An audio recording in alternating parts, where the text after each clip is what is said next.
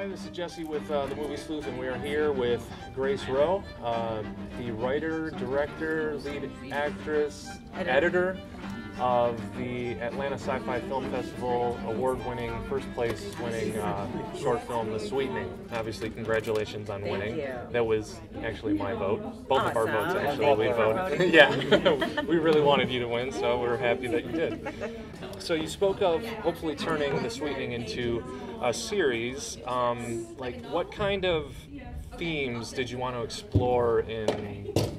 If you expanded it, and how many seasons do you think you have in you? Yeah, I think it's interesting. We're in a weird time right now because there's so much television going on. There's so much great different series, but I also have been noticing a trend where series aren't really going, like the way networks go, which is 7, 8 series when they're really popular. Right, yeah. And it seems to be the norm now. It's like some people go three seasons and then they're out. So in my head, I'm thinking, of course, I like to think of longevity, but then again, I also know that certain ideas, you may be like, okay, I'm done with that idea. So I think that in my head, I think it could go 3 or 4 seasons. Okay. Yeah, and as far as themes go, I think that there are so many different themes that I'm working on in turn, because it's such a big world, and augmented reality and virtual reality is such a big world, that I think there's so many ways that you can go. And really, I'm curious about the different characters and how people use augmented reality. Yeah. And I think there's so many possibilities for that. But one thing that I wanted to ask the panel earlier today was about privacy, because I think privacy issues are such a big thing.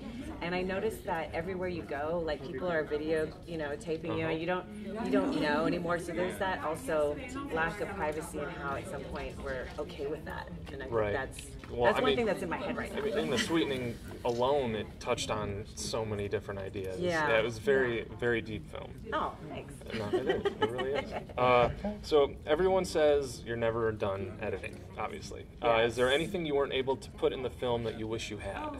Yeah, I mean, I think there are things that we shot that we didn't shoot, because we shot in 4 days, and there was definitely, like my AD would always come up to me every day, and he would say, we're not going to make it. It's, I mean, it's the beginning of the morning. He's like, I'm telling you right now, we're not going to make the day. And so what do you want to cut? And it's like, nothing. I'm not going to cut it. He was like, no, seriously, what are you going to cut? Right. So, and that really sucked.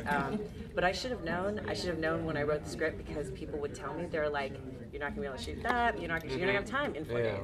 So it was less about what I didn't have, that I couldn't put in the editing. It was more like, oh, I couldn't shoot that scene, and it would have explained certain things, and it's not there. But I don't know. I think it kind of worked though. Yeah. Yeah. Good. Because I mean, it left. Sci-fi is supposed to leave something for your imagination. Right. And I think there were a lot of interesting subtleties and stuff that you kind of poked in there that kind of got your imagination going. Great.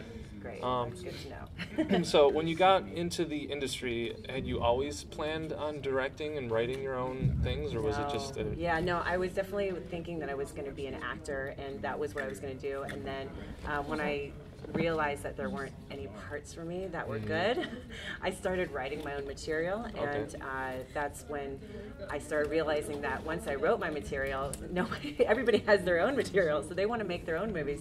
So then I started learning how to produce, and then I started learning how to edit, because my first feature film that I produced and wrote and starred in, I didn't have enough money to pay the editor, so I knew I could pay him for a month, and I took a class at, I think it was Moviola or something in LA, and I learned how to edit, and as soon as he was done with the rough cut, I took over and I just, tweaked it. So, and then I fell in love with it. I really fell in love with it, and I realized that directing is such a big part of it and the whole movie process. Speaking of, what's your favorite process that you've discovered as a director, or least favorite?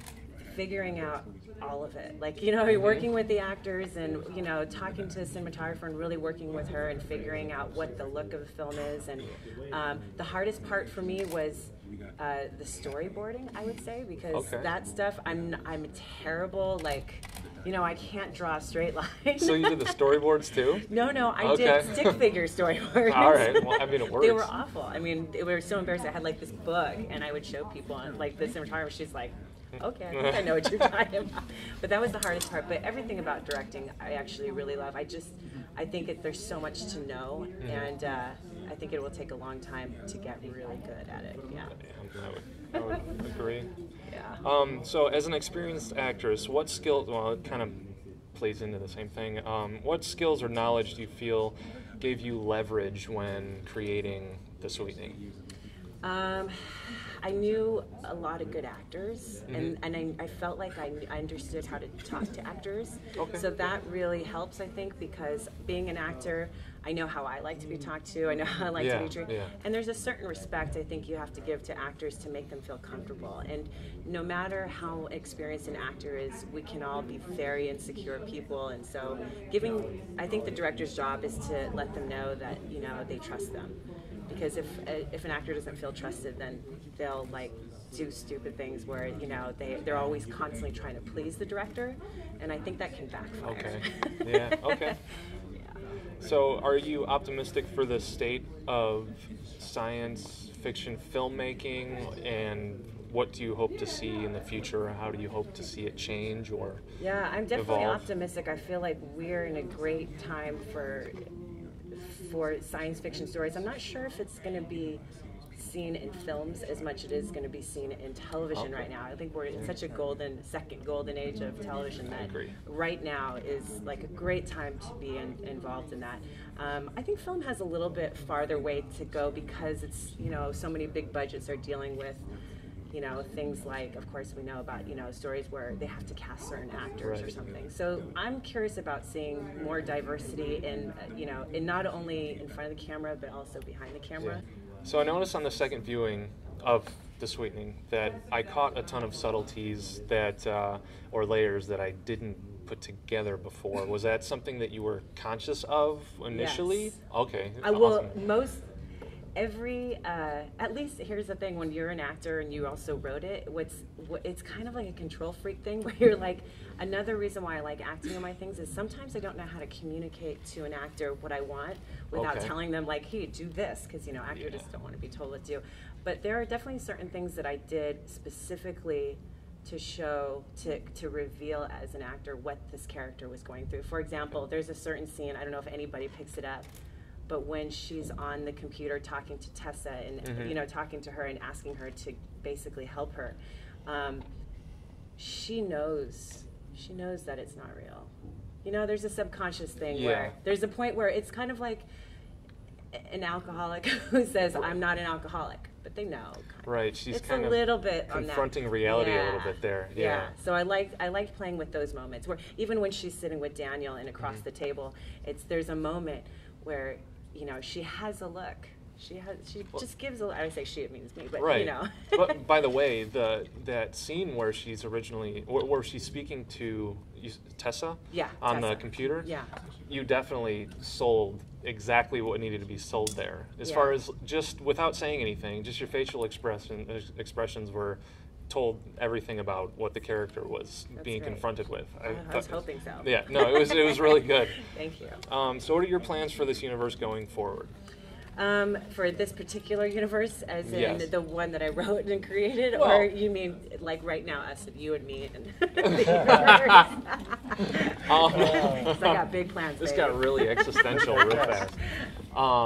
No, for The Sweetening or whatever you imagine for that fiction. I really hope. Is there any wood around? I really hope that you know, that I'm able to create this as a series. I think that people are interested in this idea right now, and I think that there's so much room for discovery and why humans use technology to improve our lives and what we're going to do to help improve our lives, I guess. And sometimes it's not improving, it's making it worse.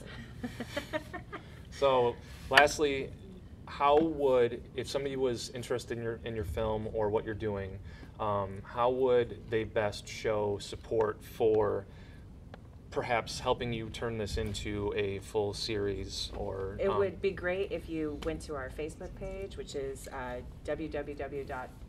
you know, it's so stupid. Many years ago, somebody told me you don't need to say www. Okay, so I'm going to take out the cut, re-edit. No, we got it. So if you want to support the film, you want to learn more about it, you'd go to my Facebook page, which is, I believe it's facebook.com/The Sweetening, or you can go to the website, which is thesweetening.com. Very good. Yeah. thank you so much for your Thank time. you. And Thanks for congratulations having on me. the win again. Great. Thank you so much for having me. Thanks for watching. Good face. Yeah, I want a face like that. No, you don't.